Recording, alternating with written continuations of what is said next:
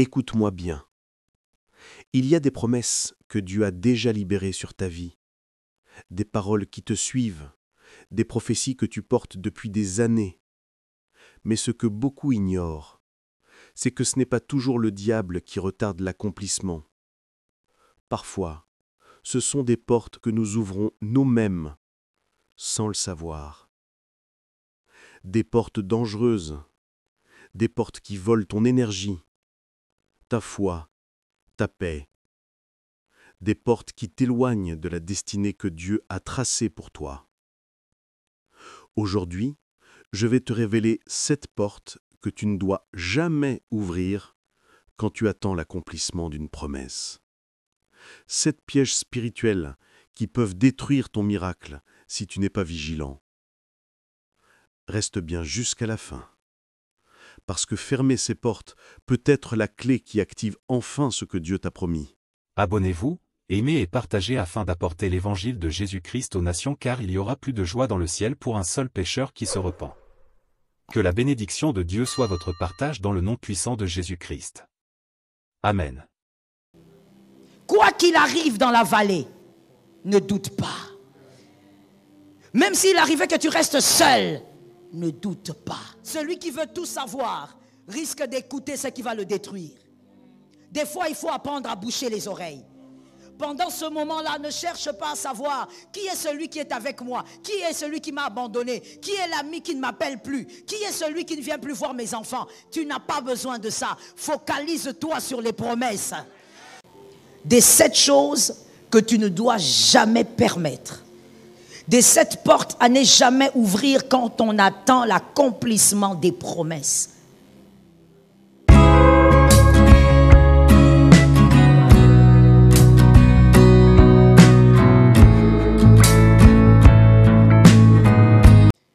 La fois dernière, nous avions dit, si l'Éternel a arraché les années, il donne les années. Si le Seigneur t'a pris les semaines, il te donne les semaines. C'est un bon payeur. Il n'a la dette de personne. S'il te prend les jours, il te redonnera des jours. Mais s'il t'a pris des jours, il ne te redonnera pas des années. C'est un Dieu juste. On a dit que la justice était accompagnée de la grâce. La grâce n'exclut pas la justice de Dieu. Et aujourd'hui, nous disons toujours, en tirant notre pensée de Joël 2,25, dire à quelqu'un, il est écrit, je vous remplacerai les années qu'ont dévoré les sauterelles. Je suis d'accord avec ça. Il est écrit, je vous remplacerai les années qu'ont dévoré les sauterelles. Et celui qui l'a dit est fidèle. Alors nous allons nous limiter à cette phrase, la première partie en tout cas de cette phrase. Je vous remplacerai les années qu'ont dévoré les sauterelles. Est-ce que quelqu'un peut me le dire? Tu ne l'as pas très bien dit et donc ce n'est pas imprimé dans ton esprit. Est-ce que tu peux le redire? C'est ce qu'il a dit. Voici comment je dissèque la phrase. Dans cette phrase, la première, je vous remplacerai les années qu'ont dévoré les sauterelles. Point ou virgule.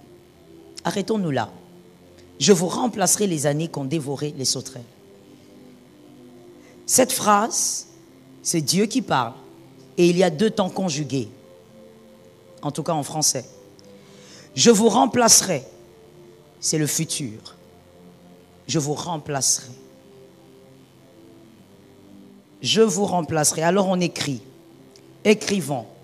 Je vous remplacerai. Je vous remplacerai a été conjugué au futur. Je vous remplacerai.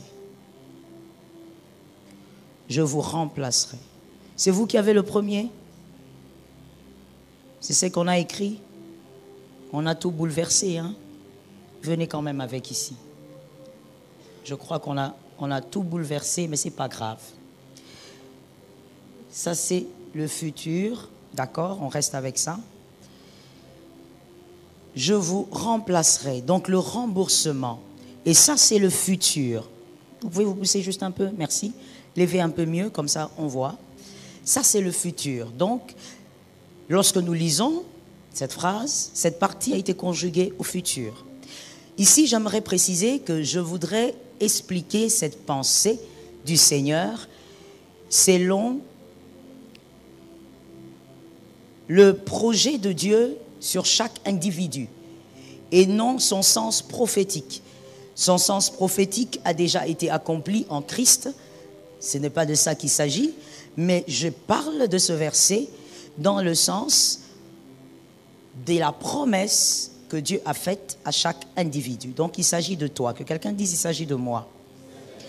Ok. Je vous remplacerai donc, c'est au futur. C'est le remboursement. Dieu parle de remplacer, il parle de donner, il parle de rembourser. Je vous remplacerai. Et ensuite il dit, les années qu'ont dévoré les sauterelles. Que qui ont dévoré? Donc, les années qu'ils ont dévorées. Ok? On est d'accord ou pas? Les années que qui ont dévoré? Donc, les années qu'ils ont dévoré. Les années qu'ils ont dévoré. Donc, c'est au passé composé. Alors, et là, on voit le passé. Amenez le panneau. On voit le passé. Il y a donc le futur et le passé composé qu'ils ont dévoré. Les années qu'ils ont dévoré. Que qui ont dévoré? Les sauterelles. Il y a un passé et il y a un futur. Ils ont dévoré. C'est dans le passé. Est-ce que quelqu'un m'entend? C'est une action qui a déjà été faite. Le remboursement, c'est dans le futur. Dis à quelqu'un, le remboursement, c'est dans le futur.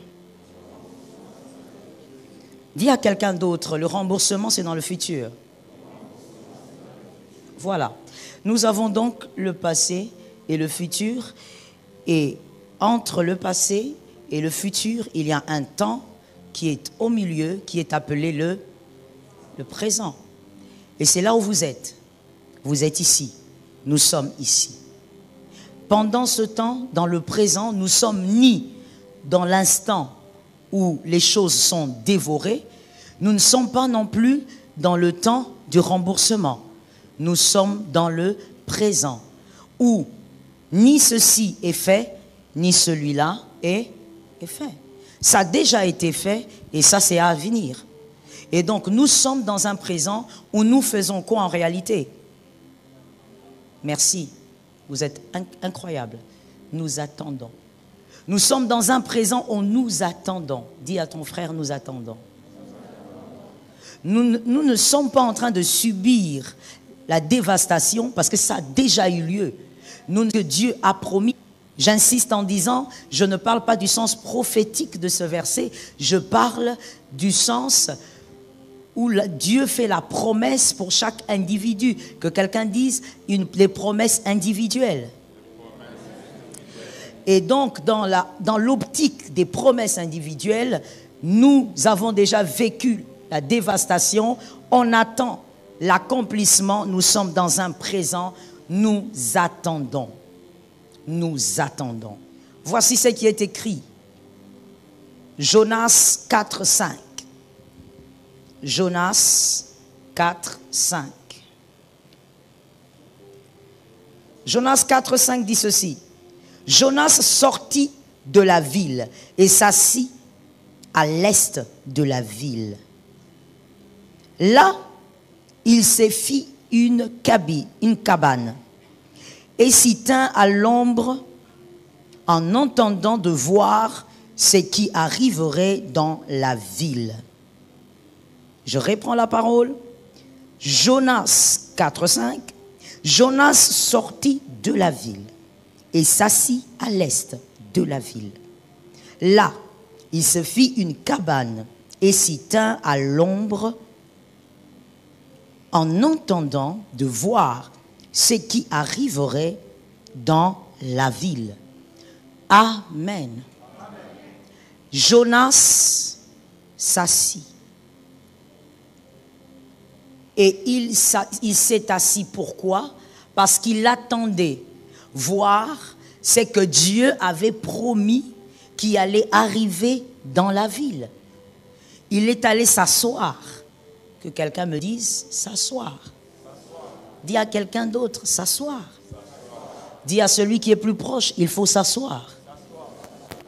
Il faut s'asseoir. Jonas savait ce que Dieu avait dit sur la ville. Mais il est allé s'asseoir pour attendre. Dans le présent, quand on a déjà été dévasté, quand Dieu a promis le remboursement, dans le présent, on s'assied. Je répète pour celui qui dormait, dans le présent, on s'assied. On attend. Un deuxième verset. Ruth 3, 18. Ruth 3, 18. Naomi dit, ma fille, reste tranquille jusqu'à ce que tu saches comment finira l'affaire. Car cet homme ne se donnera pas de repos avant de l'avoir réglé aujourd'hui. Je suis d'accord avec toi. Tu as compris que c'est la parole de papa, n'est-ce pas? Voilà, il y a des gens à qui comprendre n'est pas difficile. On reprend la lecture. Ruth 3, 18. Naomi dit, ma fille, reste tranquille. Dis à ton âme, reste tranquille. Tu es sûr que tu as parlé à ton âme? Parce que même ton âme sait qu'elle est très agitée. Elle en a besoin. Ton âme, reste tranquille. Reste tranquille jusqu'à ce que tu saches comment finira l'affaire. Tu dois savoir comment finira cette affaire. On a dévasté, il a promis, tu dois savoir comment ça va se finir. Naomi continue en disant, car cet homme ne se donnera pas de repos avant de l'avoir réglé lui-même. Quelqu'un a dit Amen 3 fois. Dans ce verset, nous voyons le prophétique de Jésus. Naomi parlait aussi du Christ qui n'a pas pris le repos jusqu'à ce qu'il avait fini l'affaire lui-même. Mais nous voyons aussi la pensée de Dieu pour l'homme qui attend les promesses. L'homme qui attend l'accomplissement des promesses. Naomi dit à cette femme, reste tranquille. Généralement, quand nous sommes ici et que nous attendons l'accomplissement des promesses, nous sommes beaucoup trop agités. Nous sommes beaucoup trop en mouvement. Alors que des fois, la meilleure des choses à faire, c'est de rester tranquille. Est-ce que quelqu'un m'entend?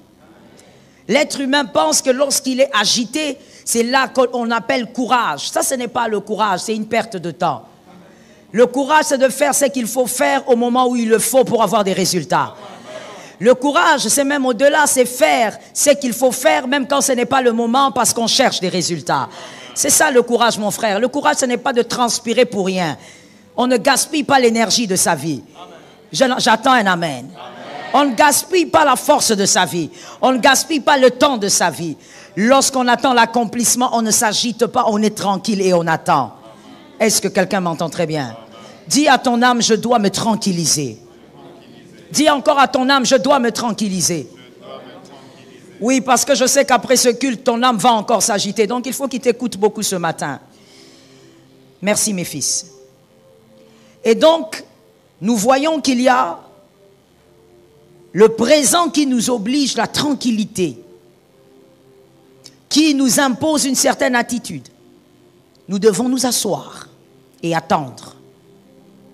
Alors, pendant le moment d'attente, dans le présent donc, dans ton présent, à chaque fois que tu diras aujourd'hui, et que tu seras en train d'attendre l'accomplissement des promesses, des 7 choses que tu ne dois jamais permettre, des 7 portes à ne jamais ouvrir quand on attend l'accomplissement des promesses. Tout au long du mois, on a parlé des choses que Dieu va faire, on a parlé des belles choses qui vont arriver, mais il y a des choses que toi, tu dois absolument ne pas faire si tu veux vivre l'accomplissement. La première porte à ne pas ouvrir. J'ai parlé de combien de portes? Merci.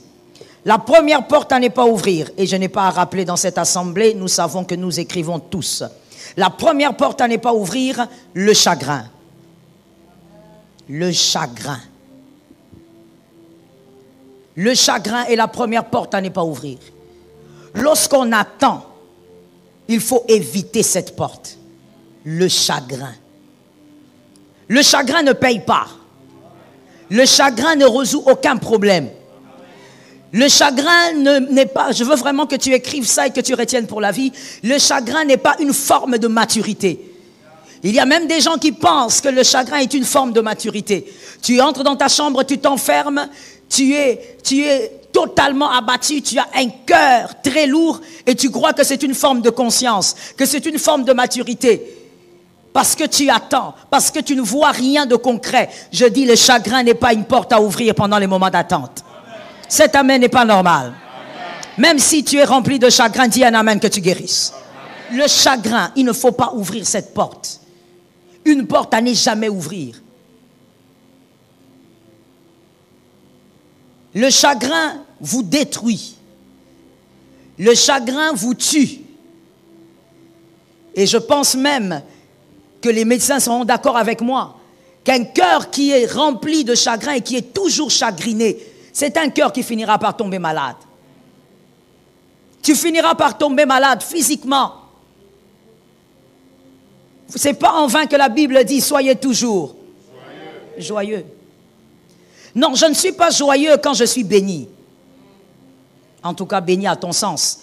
Je ne suis pas joyeux parce que j'ai été visité d'une manière particulière. Je suis joyeux parce que je sais en qui j'ai cru. Je suis joyeux parce que je sais que celui en qui j'ai cru règle les problèmes que je ne vois pas. Et il règle aussi les problèmes que je vois. Il règle les problèmes qui me dépassent et même qui ne me dépassent pas. Il les règle. Le chagrin n'a jamais créé l'issue de sortie. Je ne sais pas si pour vous, un jour, vous avez trouvé une solution parce que vous étiez très chagriné. Je ne sais pas. Vous serez une exception. Le chagrin n'a jamais créé l'issue de sortie. Mais le chagrin vous détruit. Le chagrin vous métamorphose. Le chagrin vous éloigne de la foi. Écoutez ce que le chagrin fait de très dangereux que j'ai constaté moi-même. Le chagrin ouvre vos yeux face à toutes vos faiblesses. À toutes vos faiblesses. Et à toutes vos incapacités. Et le chagrin s'organise pour enterrer tous vos points forts. Lorsque vous êtes chagriné, vous n'allez voir que vos incapacités, n'est-ce pas Lionel? Vous n'allez voir que vos points faibles. Vous n'allez voir que vos failles. Jamais le chagrin va te rappeler que tu es fort. Oh yes, je dis que moi-même je l'ai expérimenté. Jamais le chagrin va te rappeler que Dieu a accompli des prodiges. Non, le chagrin va te révéler et va te rappeler que tu es limité, que tu es incapable, que tu es vulnérable. Regarde comment tu es faible. C'est parce que tu manques ci et ça. Regarde comment tu es vulnérable. C'est parce que les gens t'ont abandonné. Le chagrin va ouvrir vos yeux que sur vos incapacités. Refusez cela au nom de Jésus. Que quelqu'un dise à son âme, chagrin. Vous êtes en retard. Que quelqu'un dise à son âme, chagrin, je te refuse. Et je te chasse. Non, il faut parler. Le chagrin est tout un esprit. Oui, si tu ne l'as jamais expérimenté, moi je te dis, je sais de quoi je parle. C'est tout un esprit. C'est un démon. C'est par le chagrin que les hommes se suicident. C'est un démon, ne joue pas avec mon frère. Voilà pourquoi tout à l'heure je l'ai dit, arrête de croire que c'est une forme de maturité ou encore une forme de conscience. Quand ta femme vient te dire, écoute chérie, arrête de te chagriner, tu dis non, tu n'es pas consciente. Est-ce que tu vois dans quoi nous sommes? Monsieur, le chagrin n'a jamais résolu aucun problème. Le chagrin est un démon qui vous tuera. Le chagrin, il sera là en train de vous rappeler que vous êtes faible et incapable. Le chagrin ne va jamais vous rappeler le jour où Dieu vous a délivré. Oh non, il va tout enterrer. N'ouvre jamais cette porte. Répète après moi, chagrin. Je te chasse de ma vie, de ma maison, de la vie de mes enfants. Je te chasse. J'ai fait la délivrance une fois d'une fillette. Que Jésus soit glorifié parce que Jésus est Seigneur. Que Jésus soit glorifié parce que Jésus est Seigneur. Je bénis le Saint-Esprit parce qu'il est notre Dieu. Merci Jésus d'exister dans nos vies. J'ai fait la délivrance de cette fillette il y a peut-être 6 ans. Elle avait, je crois, 8 ou 9 ans. Cette fillette était habitée d'un grand démon de nuit. Je voudrais que les parents m'écoutent très bien. Un grand démon de nuit qui habitait cet enfant. Et cet enfant, ce démon est arrivé comment? La fillette avait l'habitude de s'enfermer dans la chambre quand papa et maman se disputaient. Et papa et maman étaient en train de traverser une très mauvaise passe parce qu'ils avaient des problèmes financiers. Et donc ils se disputaient tous les jours.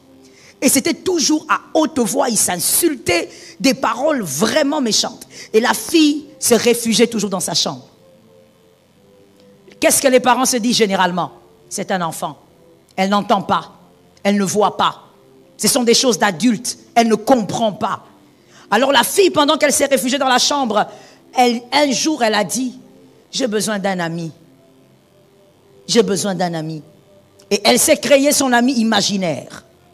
Et le jour où je lui ai posé la question, pourquoi est-ce que tu t'es pas créé une petite fille, un petit garçon? Pourquoi tu as voulu avoir un homme adulte comme ami imaginaire? Toi, tu as 8 ans. Elle m'a dit, j'avais besoin de remplacer papa. C'est peut-être choquant pour vous, mais pour moi, qui ai écouté cette fille et qui ai vu comment les parents vivaient, je trouve ça normal. À 8 ans, une fille a besoin de son père. Elle n'a pas besoin d'un père qui présente le chagrin. Elle n'a pas besoin d'un père qui lui dit que la vie est difficile. Elle a besoin d'un père qui lui dit la vie est difficile, mais elle est possible. J'ai besoin d'un amen. Elle a besoin d'un père capable de lui dire les choses ne sont pas faciles, mais elles sont possibles avec le Saint-Esprit. Une petite fille de cet âge a besoin d'un père, d'une mère qui vit des moments difficiles, mais qui garde le sourire. Je dis à quelqu'un, être parent est une responsabilité.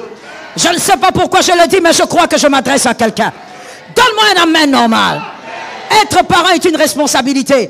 Non, quand tu es parent, tu ne vas pas présenter aux enfants la tristesse de toute ta vie. Tu ne vas pas présenter aux enfants la tristesse de ton compte bancaire. Tu es triste dans la chambre et tu sors avec un sourire.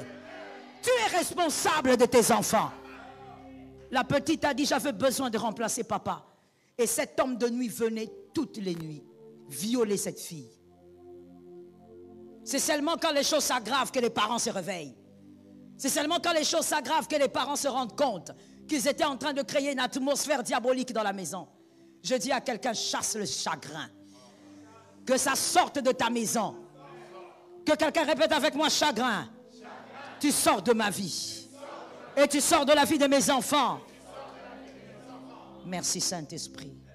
La deuxième porte à ne pas ouvrir, c'est chercher la cause de ton malheur.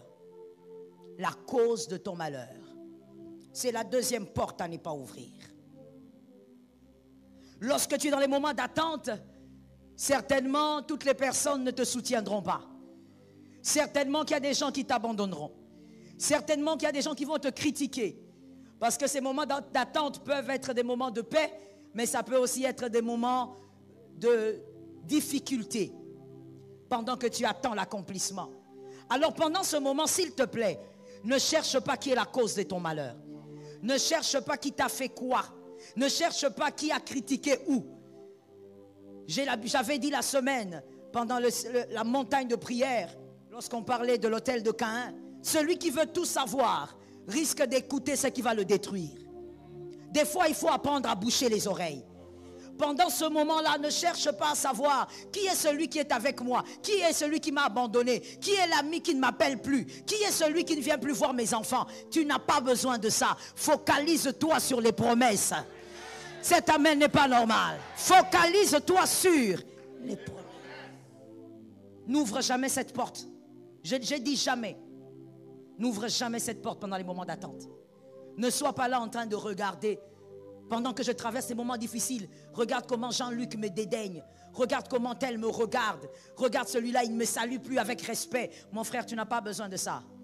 Focalise-toi sur Jésus. Attends tranquillement les promesses de Dieu. Lorsque tu cherches à savoir qui s'est comporté comment pendant ces moments-là, tu risques d'entrer dans une très mauvaise école d'attente. C'est là que tu vas haïr celui qui n'est pas venu te voir. Tu vas haïr celui qui a envoyé ses enfants à l'école alors qu'il sait que tes enfants sont à la maison. Je veux dire à quelqu'un ici, celui qui t'aime n'est pas obligé de t'aider. C'est normal que cet amen soit comme ça. On est africain. On est africain. Ce n'est que normal. Mais je veux répéter ça. Celui qui t'aime n'est pas obligé de t'aider. Je répète. Celui qui t'aime n'est pas obligé de t'aider. Donne 3 amens. Et ton ami, il t'aime, mais il n'est pas obligé de t'aider. L'aide n'est pas un droit. L'aide n'est pas un enfant à l'école. Il sait que les miens sont à la maison. Mon frère, tu as bien dit ses enfants. Ce sont ses enfants. Il va prioriser d'abord ses enfants. Voilà pourquoi à l'église nous te disons, n'aie pas d'onction si tu n'as pas de courage. Voilà pourquoi à l'église nous te disons, ne cherche pas l'onction si tu ne sais pas attiser ton intelligence. Ne cherche pas l'onction si tu es paresseux. À l'église nous te disons, travaille. J'ai entendu 3 amens. Je crois que beaucoup de gens souffrent ce matin. Je disais, voilà pourquoi à l'église nous te disons, travaille. Parce que ton frère biologique a ses enfants. Il ne va pas laisser Niclette, sa fille aînée, pour faire étudier ta fille. C'est la sorcellerie. Je reprends, c'est la sorcellerie. Je te réchoque, c'est la sorcellerie. Je te réchoque, c'est la sorcellerie. Si toi tu comptais le faire, tu es sorcier. Tu ne peux pas laisser ta fille qui n'a pas étudié cette année parce que toi tu n'as pas d'argent pour payer, mais tu prends de ton économie pour aller payer les études de ta nièce. Sorcier. Sorcier. Et tu vas nous créer des filles et des hommes ayant des blessures graves à l'église, des jeunes qu'on n'arrive pas à maîtriser. On commence à les tenir comme des juments rebelles. Parce que toi, tu es un père irresponsable, une mère irresponsable. Tu vas border ta nièce alors que ta fille, tu ne l'as jamais bordée. Sorcier. Tu ne dois pas entrer dans l'école de la haine. Tu ne dois pas entrer dans l'école de la haine. Dis à ton frère, n'entre pas dans cette école. Et pour ne pas y entrer, arrête pendant les moments d'attente, arrête de regarder qui t'a aidé et qui n'a pas aidé. Celui qui est venu aider, bénit sa vie, c'est fini. Celui qui n'est pas venu, gloire à Dieu. Je suis d'accord avec ces amens. Gloire à Dieu. Ne sois pas là en train de dire, ah, tout le monde est passé. Mais moi, celui que j'attendais, c'est Enoch. Comment Enoch n'est pas passé? Toi, tu attendais Enoch. Pourquoi? Pourquoi? Non, c'est mon ami d'enfance. Et alors? Et alors? Même Ésaü a failli tuer Jacob. Les jumeaux. Celui qui t'aime n'est pas obligé de t'aider. Voilà pourquoi quand quelqu'un t'aide, il faut avoir un esprit de reconnaissance. J'ai envie de dire à quelqu'un, arrête d'être ingrat. Non, j'ai envie de te dire à toi, arrête d'être ingrat. Arrête. Quand quelqu'un te donne quelque chose, arrête de considérer que c'est rien du tout. Ben voilà, je pouvais me l'acheter moi-même. Non, c'est quel type d'orgueil d'abord. Quand quelqu'un te donne sa chose, dis-lui merci avec une attitude de reconnaissance. Même si tu ne manges pas ce qu'on t'a donné, tu prends. D'ailleurs, ça, ce n'est même pas l'onction, c'est l'éducation. Que quelqu'un me dise l'éducation. Même quand on te donne un habit, toi-même tu vois que c'est petit pour toi, mais tu fais quoi? Tu prends. C'est l'éducation. Et tu dis merci. Parce que c'est que lui, il l'a fait. Peut-être que toi, depuis que l'année a commencé, tu ne l'as pas fait. Sois reconnaissant envers celui qui te fait du bien. Et arrête de banaliser les bontés. Vous savez, il y a des gens, et c'est ça l'attitude des ingrats. Un ingrat banalise toujours sans qu'on lui donne. Il banalise. C'est quoi là que tu m'avais donné là? Ce pagne là de 15 000. Mais il a dépensé 15 000 pour te donner. N'entre pas dans l'école de la haine. Alors pendant ce moment, ne cherche pas qui t'a fait quoi. Celui qui vient, tu le bénis. Celui qui ne vient pas, tu lui dis, je comprends pourquoi tu n'es pas venu. Peut-être que tu avais des occupations qui n'ont pas permis que tu sois là. Retiens pour la vie la sagesse que moi j'ai acquise, une petite sagesse que j'ai acquise par rapport à cette porte. Dans ce temps-là d'attente, donne-toi toujours les bonnes raisons pour aimer les gens. C'est ce que moi j'ai appris. Alors je te le communique gratuitement. Donne-toi toujours les bonnes raisons pour aimer les gens pendant ce moment-là. Ça veut dire même les gens où tu as vraiment vu qu'ils t'ont méprisé, ils t'ont ignoré, donne-toi les bonnes raisons pour les aimer. Par exemple, voici ce que moi je me disais face aux personnes qui méprisaient. Je disais ceci. Elles ne savent pas simplement que ce qu'elles sont en train de faire aujourd'hui, ces choses sont en train de fermer des portes dans l'avenir. Si elles savaient qu'elles fermaient des portes dans l'avenir pour leur vie, elles n'allaient pas le faire. Et ça gardait mon âme. Et je me le répétais tous les matins. Je me le répétais tous les soirs. Et ça gardait mon âme. Je ne suis pas entré dans la haine. Il en avait, pourquoi il n'a pas fait? Non, il en avait pour lui. Il y a quelque chose que mon père m'a apprise, même si ça m'énervait à l'époque. Mais aujourd'hui que moi-même je suis parent, j'applique. Sérieusement. Quand je venais, je lui disais, en dehors de l'argent de poche qu'il donnait, je viens, je lui dis, papa, je peux avoir un peu d'argent? Il me dit, l'argent pourquoi? Alors je lui dis, il me dit, non, je n'en ai pas. Alors quand il dit qu'il n'en a pas, ça veut dire qu'il n'a pas d'argent pour ce que tu demandes. Mais dans sa poche, il en a. Et quand il dit, je n'en ai pas, juste après, il sort l'argent et commence à compter. Alors je le regarde, je dis, papa, il me dit quoi? Tu te rappelles de ce que je t'avais dit? Je dis, oui, oui. C'est-à-dire, tu n'as pas d'argent pour ce que je t'ai demandé, mais tu as l'argent pour autre chose. Moi-même, à l'époque, ça m'énervait. Mais aujourd'hui, application. J'applique ça au carré. Tu me demandes de l'argent, je te montre même. L'argent est là, je te dis, j'ai pas d'argent. Mais maman, c'est pour autre chose. Donc, pour ce que tu me demandes, je n'en ai pas. Mon frère, quand quelqu'un ne veut pas te donner sa chose, c'est sa chose. Est-ce qu'Africain, Congolais, on peut guérir? C'est sa chose.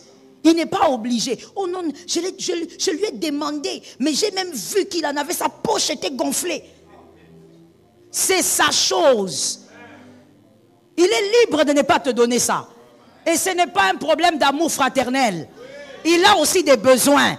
Non, que quelqu'un dise il a des besoins. Que quelqu'un me dise il a une famille. Que quelqu'un me dise il a une vie. Il a des besoins. Toi, tu crois qu'il doit seulement te donner, toi? Comment ça? Que Jésus t'aide. La troisième porte à ne pas ouvrir. L'oubli. L'oubli. C'est une troisième porte à ne pas ouvrir. In the name of Jesus, ne l'ouvrez pas. Que quelqu'un lève sa main droite et dise, je ne l'ouvrirai pas. L'oubli. Oh, je veux dire à quelqu'un, rappelle-toi que quand M. Léonel était ici, il avait une pancarte écrite, le passé. Le passé, ça veut dire, les sauterelles l'ont déjà dévoré. Mais écoute-moi mon frère et regarde-moi. On ne dévore pas dans le désert. On dévore seulement là où il y a un champ. Let us talk about it. On ne dévore pas dans le désert. On dévore là où il y a un champ. Et si autrefois il y a eu un champ, c'est parce qu'il y a un Dieu qui t'avait donné un champ. Est-ce que quelqu'un m'entend? Avant même de penser aux bonnes choses, non, non, non. Pense d'abord à la dévastation. Parce qu'il n'y aurait pas eu de dévastation s'il n'y avait pas de champ. Mais qui a donné le champ? C'est Dieu. Le même Dieu qui t'avait donné, il donnera. Oh, je n'aime pas cet amen. Ne tombe pas dans l'oubli. Rappelle-toi qu'il y a un Dieu qui t'avait donné. Même quand tu es dans les moments d'attente, qu'il n'y a rien, tu vis la sécheresse, les moments difficiles. Il y a des choses que tu n'imaginais pas dans ta vie, mais tu arrives à le vivre à cause des circonstances. Rappelle-toi qu'il y a un Dieu un jour qui t'avait fait sourire. Oh, ça tombe sur quelqu'un au nom de Jésus. La mauvaise curiosité crée l'impatience. Tu vas te créer Samuel, plutôt Ismaël. Tu vas faire comme Saül. Tu vas donner le sacrifice alors que tu ne dois pas. Tu dois attendre Samuel. On va t'ôter le trône pour rien, mon frère. Garde le trône. Quand je parle du trône, je suis en train de parler de la faveur que Dieu a mis sur ta tête. Maintenant, tu peux donner un amen.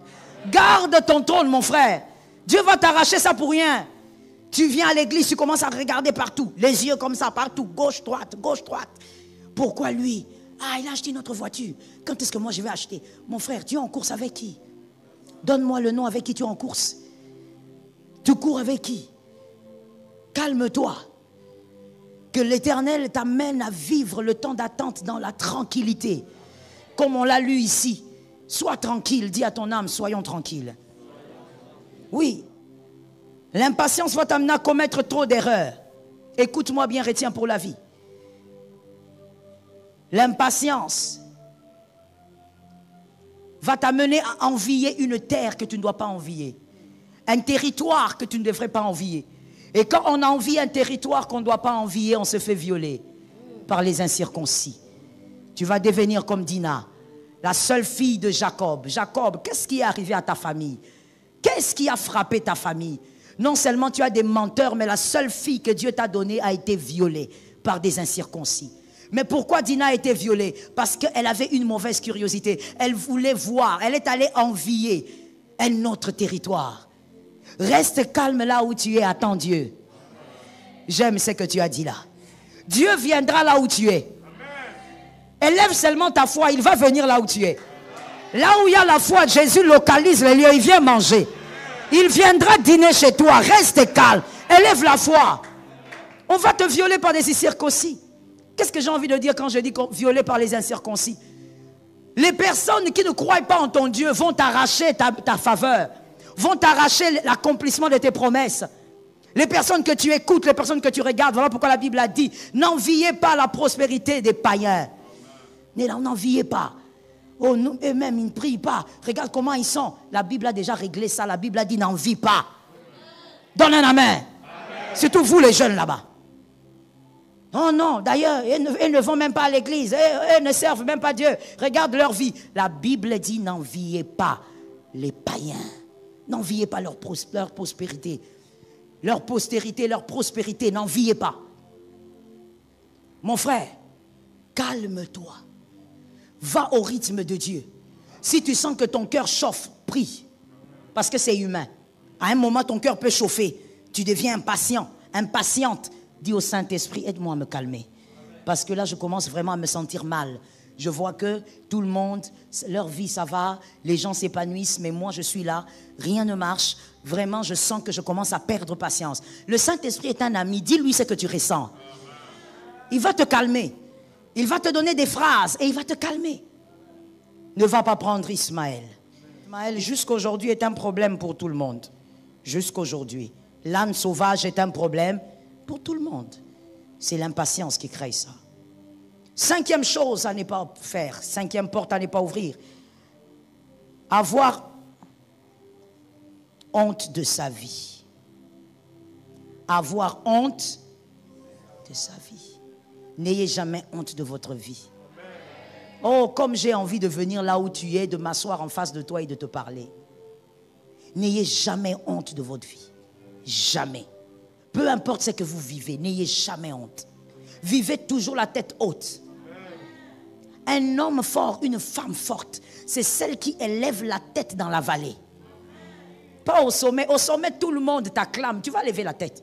C'est celle qui lève la tête dans la vallée. C'est celui qui lève la tête dans la vallée. N'aie jamais honte de ta vie. Comme qui dirait, n'aie jamais honte de tes parents. Qui est celui qui avait honte de ses parents quand il était petit? Ce n'est pas normal. Je te comprends, mais aujourd'hui, il faut vraiment guérir de ça. Tu ne peux pas avoir honte de ton père. Ton père, même s'il marche pieds nus, c'est ton papa. Tu es fier de lui comme pas possible. Ta maman, c'est ta mère. Même si elle est ignorante, je ne sais pas à quel point, c'est ta mère. Tu es très fier d'elle. N'aie jamais honte de ta vie. Écoute-moi très bien. Généralement, ceux qui ont honte de leur vie, ou à un moment de leur vie, ce sont des complexés. Complexés, ils souffrent d'un complexe d'infériorité, qu'ils cachent très bien. Ce sont des complexés. Marc 12, 31. Écris-moi ça en rouge si c'est possible. Sinon, tu mets ça en gras. Marc 12, 31. Si tu as été élevé selon Marc 12, 31, tu ne seras jamais complexé. Marc 12, 31 dit quoi? Est-ce que quelqu'un se rappelle? Marc 12, 31, verset de l'école du dimanche. Quelqu'un se rappelle? Oh là là. Est-ce que quelqu'un se rappelle? Je vous laisse une minute. Est-ce que quelqu'un voit? Est-ce que quelqu'un voit? Allez-y alors, dites-moi c'est quoi? Parlez fort, maman. Tu aimeras ton prochain comme toi-même. Si tu as été éduqué sous ce principe, tu ne peux pas être incomplexé. Parce que aimer ton prochain comme toi-même, on parle d'abord de s'aimer. Si tes parents t'ont appris à t'aimer, mon frère, tu ne seras jamais complexé. Tu comprendras que, puisque tu t'aimes, regardons-nous bien s'il vous plaît, puisque tu t'aimes, c'est-à-dire tu aimes ton intelligence. Quelqu'un m'a dit 1. Tu aimes ta sagesse. Tu aimes ta taille. Tu aimes la couleur de ta peau. Tu aimes ta démarche. Au fait, on t'a appris à t'aimer. Tout ce qui est chez toi, tu aimes ça. À part les défauts, mais tout le reste, tu fais quoi? Tu aimes. Donc, quelqu'un qui s'aime ne peut pas dépendre des choses de la vie pour croire en lui. Quelqu'un qui s'aime ne se sentira pas grand parce qu'il a un iPhone. Tu es incomplexé. Si ton respect passe par un bon téléphone, tu es incomplexé. Donc toi, pour que tu te sentes bien, il faut que tu aies un bon téléphone, pour que tu te sentes respecté. Quand tu vois les gens venir, tu caches le téléphone. Si toi, pour toi, la fierté passe par une belle chaussure, par des beaux vêtements, par une belle voiture, une belle maison. Non, on t'a fait grandir avec beaucoup de complexes. Est-ce que quelqu'un m'entend bien? Écoute-moi bien. Un enfant qui a grandi dans une famille très aisée, à qui on a appris que toute la vie tournait autour de l'argent, est une personne qu'on a éduquée dans un certain complexe. Parce qu'à un moment donné de la vie, quand il n'aura pas cet argent, il va se sentir petit. Et donc, il doit faire des emprunts de valeur. Vous voyez le problème?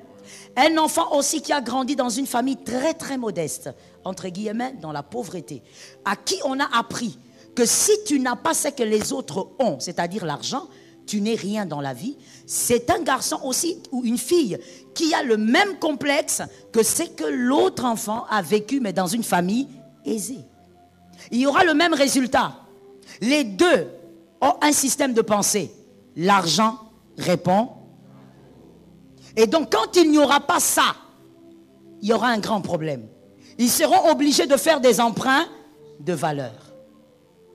Quelqu'un qui n'a pas 100 $ dans la poche, mais il va s'acheter un téléphone de je ne sais pas combien pour exhiber le téléphone parce que pour lui, la valeur passe par ce qu'on a. C'est un enfant qu'on n'a jamais appris à s'aimer. Je dis à quelqu'un à t'aimer. Parce qu'il faut d'abord aller là-bas. Si je te dis, sois guéri du complexe, tu ne vas pas guérir. Il faut d'abord aller au début. Apprends d'abord à t'aimer. Ta valeur ne dépend pas de ces choses matérielles. Ta valeur dépend de toi, de ce que Dieu a fait de toi. Et de surcroît, il y a une valeur ajoutée sur ta personne. Le Saint-Esprit est une valeur ajoutée. Tu ne peux pas te sentir grand parce que tu as acheté une maison. Tu te sens grand parce que tu vois quelqu'un, tu as déjà vu ça, Lionel. Quelqu'un qui est dans une voiture, qui conduit, mais tu ne le vois pas. Hein? Tu ne vois pas, au fait, le chauffeur. Non, parce qu'il est couché.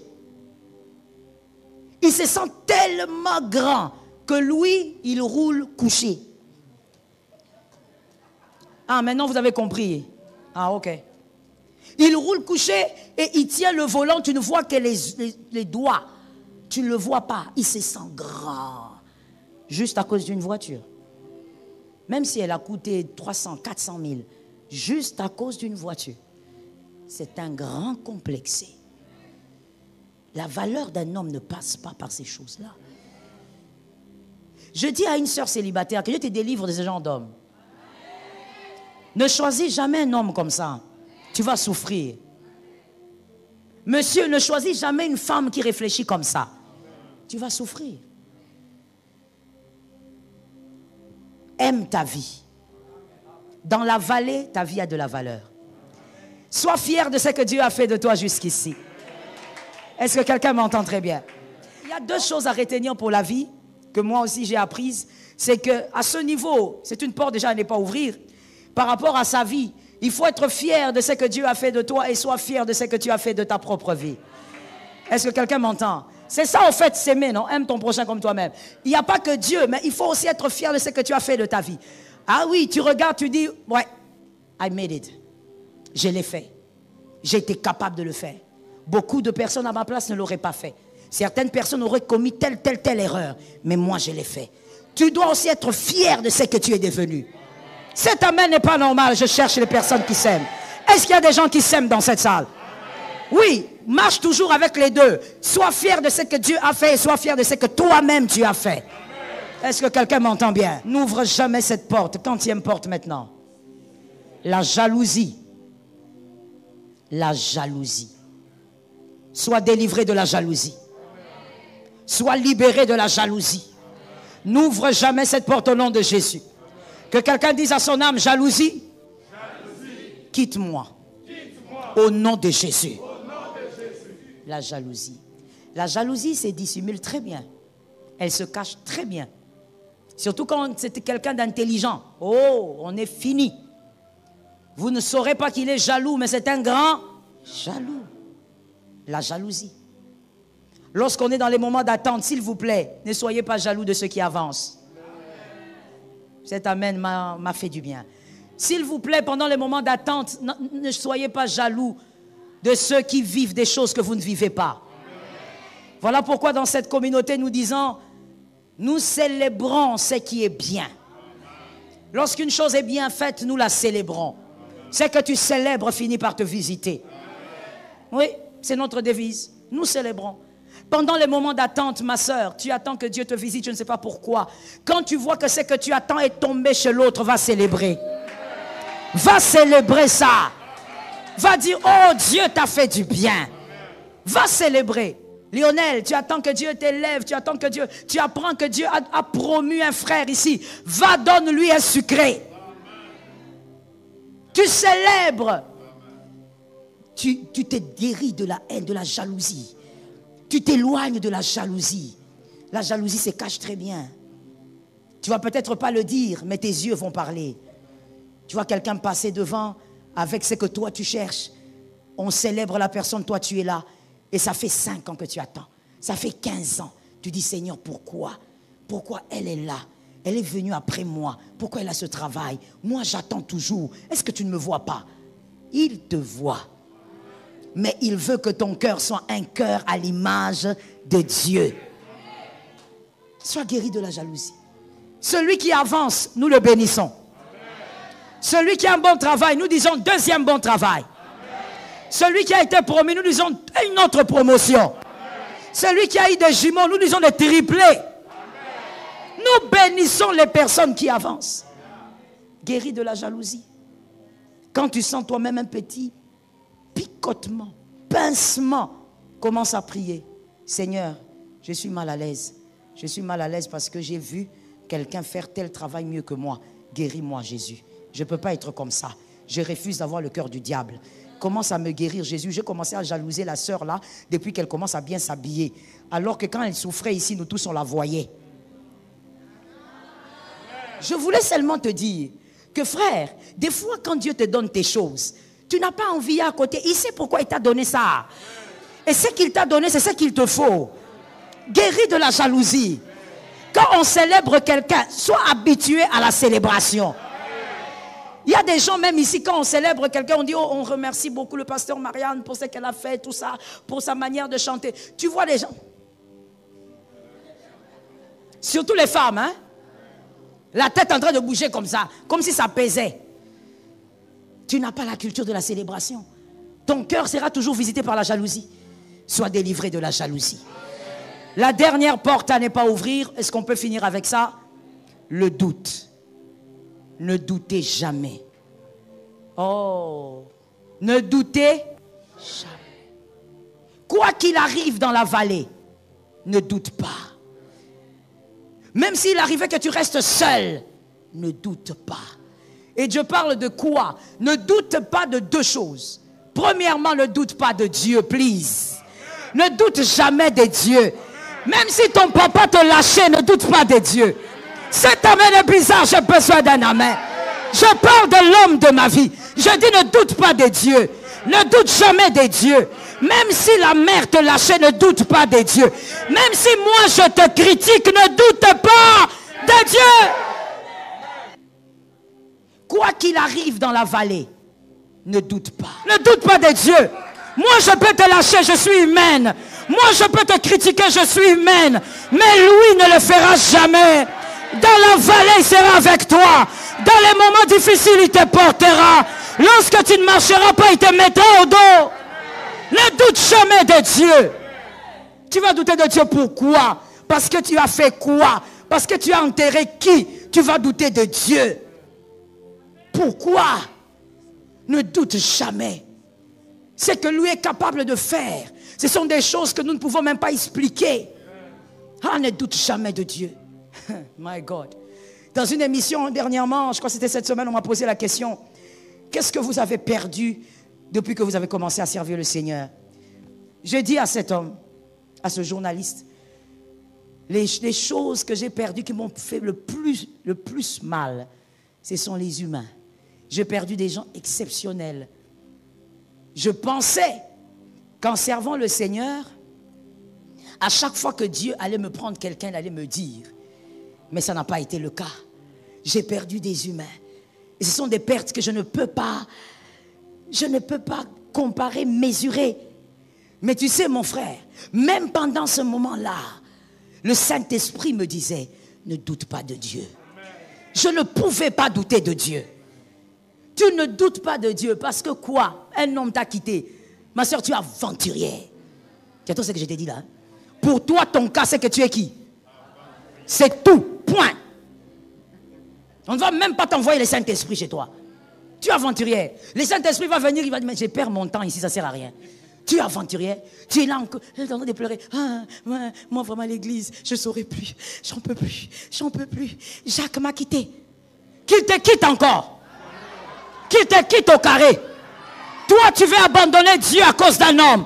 Tu ne connais pas l'homme. Tu ne connais même pas ce que c'est le mariage. Si tu connaissais le mariage, tu n'allais jamais douter de Dieu à cause d'un homme. J'ai dit, donne-moi un amen normal. Jamais douter de Dieu à cause du mariage. Jamais douter de Dieu à cause des finances. On ne doute pas de Dieu. Ça ne te monte même pas. Si ça te monte derrière de moi, Satan. C'est que Dieu est capable de faire. Le fait même qu'il t'ait gardé en vie. Tu ne mérites pas. Il y a des hommes d'onction qu'on a enterrés aujourd'hui. Toi, tu n'as même pas leur onction. Qu'est-ce que tu fais là? Il y a des hommes d'onction. Il y a des familles, il y a des églises qui pleurent leur père. Un homme d'onction est parti. Un homme qui bénissait les gens. Toi, tu es resté. Un être façon. Il est resté. Et tu oses venir devant moi en train de me dire, je crois que Dieu m'a abandonné, je ne comprends pas. Mon frère, je ne vais même pas te parler. Rentre, va te fortifier. Je te dis la vérité. À ce niveau-là, je ne vais même pas prier pour toi. Je te dis, frère, demi-tour, va te fortifier. Bois, mange, la route est longue. C'est tout. Parce qu'il y a des choses, des fois, quand vous les voyez, vous dites, Seigneur, donne-moi les mots, parce que moi-même, je suis dépassé ici. Ne doute pas de Dieu. Qu'est-ce qui s'est passé? Ton mari t'a trompé? Ah, ma soeur, les humains sont les humains. Ce n'est pas à cause de toi que tu veux douter de Dieu. Ne doute pas de celui qui est fidèle. Si l'homme est infidèle, Jésus reste fidèle. Accroche-toi à Jésus, on fait comment? Accroche-toi à Jésus. Qu'est-ce qui s'est passé? Ton mari t'a trompé? Tu doutes de Dieu, pourquoi, mon frère? Il y a même un frère, je me rappelle encore de ce frère-là, il nous avait fatigués. Il pleurait tous les jours. Oh, la fiancée m'a quitté. Tu sais, à un moment, j'ai dit à Daddy, papa, je suis fatigué de cet homme. Appelle cet homme ici, je veux lui parler. Daddy m'a dit, qu'est-ce que tu veux lui dire? Il faut te calmer. Il a mal au cœur. Il a mal comment? Hein? Il a mal un grand garçon comme lui. Daddy me dit, non, il a mal. On appelle le garçon. Daddy dit, comment ça va? Ah, papa, je n'ai même pas pu aller à l'église. Je vous dis, hein, un frère de l'AENA, hein, je vous dis, même quand il va suivre ses directs, il va se reconnaître lui-même. Mais oui, c'est mon fils, je sais. Un frère de l'AENA. Oh, je ne peux pas même venir à l'église, papa. Je ne me sens pas bien. Je sens que mes jambes tremblent. Hein? Tes jambes tremblent parce que ta fiancée t'a plaqué. Quand il parlait, Daddy était là en train de... Tu sais, dans la vie, moi j'ai dit, ah frère, Arrête ça. Daddy m'a chassé. Pourquoi tu fais ça? Hein? Le garçon, il est triste. Il dit, il est triste quoi? Un homme pleure comme ça, un homme. Hein? Moi, si j'étais la fille, là, j'allais quitter un homme qui pleure comme ça, c'est comment? Hein? Tu pleures comme ça. Hein? Si on doit pleurer, moi je pleure, toi aussi tu pleures. On finit comment? Généralement, quand je dis ça, mon mari me regarde, il dit, toi, c'est parce que tu es la fille d'un militaire, il faut laisser ça. Je dis, mais non, fais un homme, il faut être. Sois un homme. Même si les larmes viennent à un moment, résistance. Quand il est venu au bureau à la Cité Verte, on l'a reçu. Pendant que Daddy parlait, moi j'ai rié. Non, mon frère, je n'ai pas pu me retenir. J'ai rié. Je le regarde. Quand il parle, oh, tu vois aussi quand tu regardes trop novelas, hein, tu vas commencer à pleurer comme les gens des novelas. Comme les Antonio et les Gircado. Hein? Oh, un homme, hein? Oh, Seigneur. Oh, et là, il cite le nom de la fille. Oh, j'ai dit, hey, ce gars, il va vomir au bureau ici. Je te dis, je n'ai pas pu gérer ça. Vous savez, chacun a son pastoral. Je n'ai pas pu gérer ça. Moi, je suis sorti. Jusqu'à ce que cette histoire s'est terminée. C'est papa qui a fini ça. Moi, vraiment, je n'ai pas cette âme-là. Mon frère, ne doute jamais de Dieu. Même si un homme te quitte, Jésus est là. Même si tu vivais des choses que tu n'arrives pas à expliquer, la douleur là te pique, tu as envie de couper ton bras, ne doute pas de Dieu. Et ne doute jamais des promesses. Ce qu'il a dit s'accomplira. Ce qu'il a dit arrivera. Je prophétise sur cette église. Ce qu'il a dit sur cette église arrivera. Ce qu'il a dit sur cette nation arrivera. Ce qu'il a dit sur ta vie arrivera. Ce qu'il a dit sur ta maison arrivera. Ça tombe sur celui qui croit. Ce qu'il a dit sur tes enfants arrivera. Ce qu'il a dit sur tes études arrivera. Ce qu'il a dit sur tes finances arrivera. Où est l'homme de foi qui prend? Ça tombe sur toi au nom de Jésus. Ce qu'il a dit sur ta maison arrivera. Ta maison sera choquée par l'œuvre de Dieu. Elle sera choquée par le bras de Dieu. Elle sera choquée par la présence de Dieu. Elle sera choquée par l'impact de Dieu. Ce que Dieu a dit arrivera. Que quelqu'un me dise, ça finira par arriver. Dis-moi, cette affaire va finir. Dis-moi, cette affaire va s'accomplir. Ça finira par arriver. Je prophétise sur toi. Autant je vais marcher, autant tu vivras la grâce. Vis la grâce dans ta maison. Vis la grâce dans ton travail. Vis la grâce dans ce que tu fais. Vis la grâce dans ce que tu vis. Vis la grâce dans ce que tu touches. Je déclare que tu vivras l'accomplissement. Que personne ne te fasse douter de Dieu. Ce qui a été écrit dans le ciel arrivera. Ce qui a été écrit sur la terre arrivera. Oh mon Dieu, je veux même choquer quelqu'un pour dire, ça ne sera pas le résultat de tes prières. Tes prières sont faibles, mon frère. Si ce sont les prières d'un homme, d'une femme imparfaite, imparfait, c'est par la grâce de Dieu que ces choses arriveront. Il va rembourser les années. C'est dans l'avenir, mais ça va arriver. Reste calme. Est-ce que je peux parler? Est-ce que je peux parler? Je dis reste calme. Tu auras ce travail. Tu auras ce diplôme. Tu auras ce bébé. Tu auras ce mariage. Tu auras cette paix. Tu auras cette restauration. Tu auras cette consolation. Reste calme. Ça arrivera. Celui qui a parlé n'est pas un homme. J'ai rencontré quelqu'un. Celui-là n'est pas un homme. Celui-là est un Dieu. Celui-là est immortel. Merci mes fils. Vous qui êtes restés à vos places, s'il vous plaît, levez légèrement vos mains. Vous qui êtes restés à vos places, levez légèrement vos mains. Vous qui êtes restés à vos places, vous allez déclarer que le Dieu qui est fidèle vous aide à garder la foi. Quoi qu'il arrive, que jamais le doute ne vous égare. Et les femmes mariées, mettez la main sur la poitrine. Les femmes mariées, la Bible dit, c'est la femme sage qui bâtit sa maison. Vous allez déclarer sur vos vies que Elohim vous aide à être les porteurs porteuse de foi dans une maison. Que vous ne soyez jamais l'élément qui détruit la foi de votre mari, de vos enfants dans la maison. Que le diable ne vous utilise pas pour éteindre la foi de vos maris, éteindre la foi de vos enfants. Chacun va prier, attendez bien-aimés, je veux compter jusqu'à 3 et chacun va prier selon son sujet. 1, 2, 3. Rosama Shakaya. Prie selon ton sujet.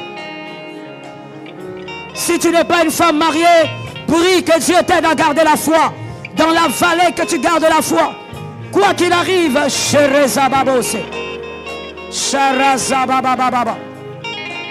Shalom bien-aimés dans le Seigneur, j'espère que vous avez aimé cette vidéo. Abonnez-vous et partagez pour porter l'évangile de Jésus-Christ aux nations.